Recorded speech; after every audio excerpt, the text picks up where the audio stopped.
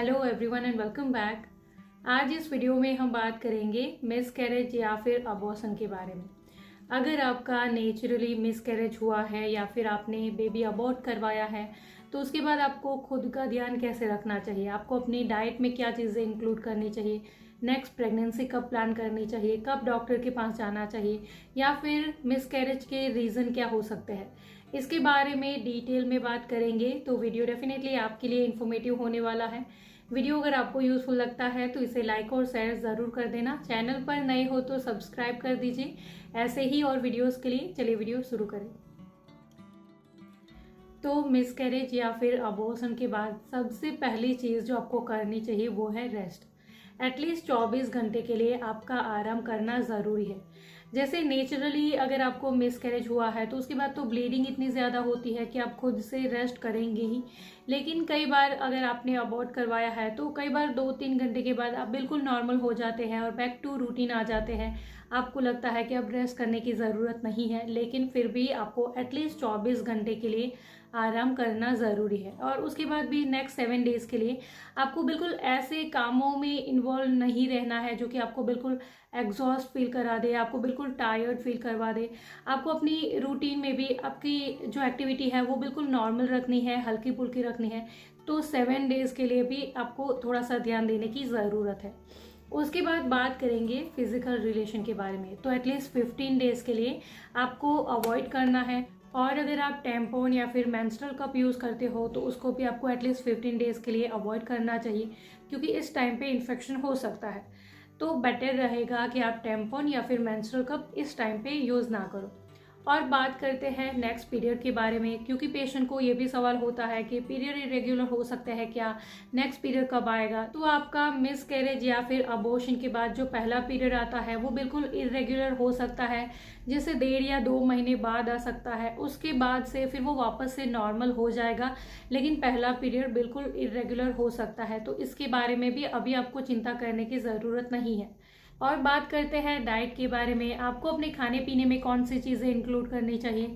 तो मिसकैरेज में क्योंकि ब्लड लॉस बहुत ज़्यादा हो जाता है तो आपका हीमोग्लोबिन का लेवल कम हो जाएगा, तो आपको अपनी डाइट के ऊपर खास ध्यान देने की ज़रूरत है। आपको अपनी डाइट में हरी सब्जियां, फल ऐड करना चाहिए, जैसे पालक ले सकते हो, मेथी, मटर, गाजर, बीट ले सकते हो, अनार ले सकते हो। सीजनल जो फ्रूट्स होते हैं, सीजनल सब्जियां जो होती है वो आपको ज़रूर से लेना चाहिए।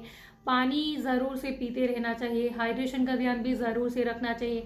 नारियल पानी, नींबू पानी, छाछ भी आपको अपनी डाइट में इंक्लूड करना चाहिए, ताकि आपका ब्लड प्रेशर का लेवल भी मेंटेन रहे, आपका हाइड्रेशन का लेवल भी मेंटेन रहे और आप जल्दी से रिकवर हो पाओ। और कई बार कुछ महिलाओं में हीमोग्लोबिन का लेवल बहुत ही ज़्यादा कम हो जाता है तो उनको आयरन की टेबलेट्स भी दी जाती है। और एक चीज़ जिसके ऊपर आपको ज़रूर से ध्यान देना है, अगर आपका ब्लड ग्रुप पॉजिटिव है, जैसे A positive, B positive, A B positive, O positive, कोई भी अगर पॉजिटिव साइड में है, जैसे इंडिया में 93% पॉपुलेशन का पॉजिटिव होता है, तो अगर आपका पॉजिटिव ब्लड ग्रुप है फिर तो आपको कोई खास चीज़ करने की ज़रूरत नहीं है। लेकिन अगर आपका ब्लड ग्रुप नेगेटिव है, जैसे O negative, A B negative, A negative, B negative, कोई भी अगर नेगेटिव की साइड में है और आपके हस्बैंड का ब्लड ग्रुप पॉजिटिव है, तो मिसकैरेज के बाद आपको एक एंटी-डी इंजेक्शन लेने की भी ज़रूरत होती है। ये क्या काम करता है, ये आपकी बॉडी वो जो पॉजिटिव ब्लड ग्रुप है उसके अगेंस्ट एंटीबॉडीज ना बना ले, इसके लिए ये ज़रूरी होता है। तो अगर आपका ब्लड ग्रुप नेगेटिव है और आपके हस्बैंड का पॉजिटिव है तो ये भी आपको ज़रूर से ध्यान देना है। नेक्स्ट प्रेगनेंसी आपको कब प्लान करनी चाहिए, तो एटलीस्ट 3 महीने का गैप आपको ज़रूर से देना चाहिए। और ये 3 महीने के दौरान आपको अपनी फिजिकल और मेंटल हेल्थ के ऊपर काम करना चाहिए। आपको अपनी डाइट में ऐसी चीज़ें इंक्लूड करनी चाहिए जिसमें कि फॉलिक एसिड अच्छी मात्रा में हो, विटामिन B12 हो, विटामिन D, एंटीऑक्सीडेंट, ये सारी चीज़ें हो, या फिर इनके आप सप्लीमेंट्स भी ले सकते हो, ताकि आपकी जब भी नेक्स्ट प्रेगनेंसी होती है तो वहाँ पर मिसकैरेज के चांसेस कम हो जाए। और आपको अपनी मेंटल हेल्थ के ऊपर भी ज़रूर से काम करना चाहिए। जितना हो सके आपको स्ट्रेस कम लेना है, आपको हैप्पी रहना है, आप अपनी हॉबी को कंटिन्यू कर सकते हो।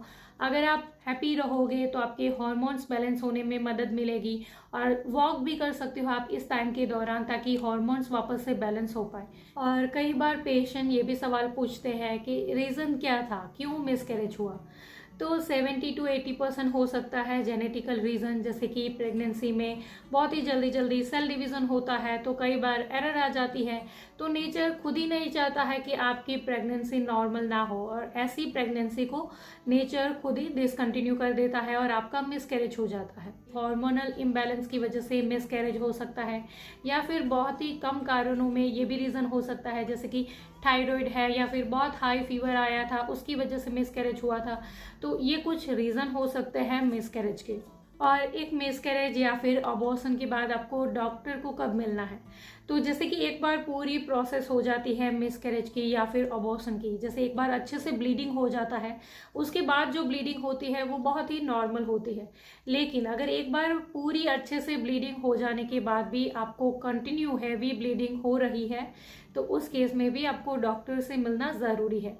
इसके अलावा अगर आपको फीवर आ जाता है या फिर आपको जो ब्लीडिंग हो रही है उसमें बहुत ही तेज़ गंदी स्मेल आ रही है, तो ये भी इन्फेक्शन हो सकता है, और इस केस में भी आपका डॉक्टर से मिलना ज़रूरी है। या फिर अगर आपको अपने पेट के नीचे के हिस्से में, लोअर एब्डोमेन में बहुत ज़्यादा पेन हो रहा है, जैसे हल्का फुल्का पेन होना तो नॉर्मल है, लेकिन अगर बहुत तेज़ पेन हो रहा है तो उस केस में भी आपको एक बार डॉक्टर को मिलना ज़रूरी है। और बिल्कुल ज़रूरी नहीं कि एक बार मिसकैरेज हुआ है तो दूसरी प्रेगनेंसी में भी मिसकैरेज ही होगा। बिल्कुल 80% चांस होते हैं कि एक बार मिसकैरेज हुआ है तो उसके बाद दूसरी नॉर्मल प्रेगनेंसी हो सकती है, तो इसके बारे में भी आपको ज़्यादा चिंता करने की ज़रूरत नहीं है। So this is all for today.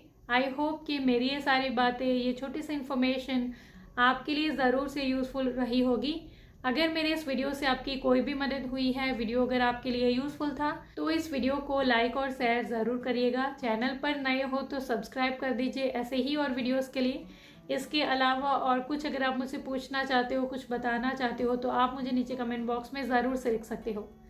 Thank you for watching this video. Bye bye.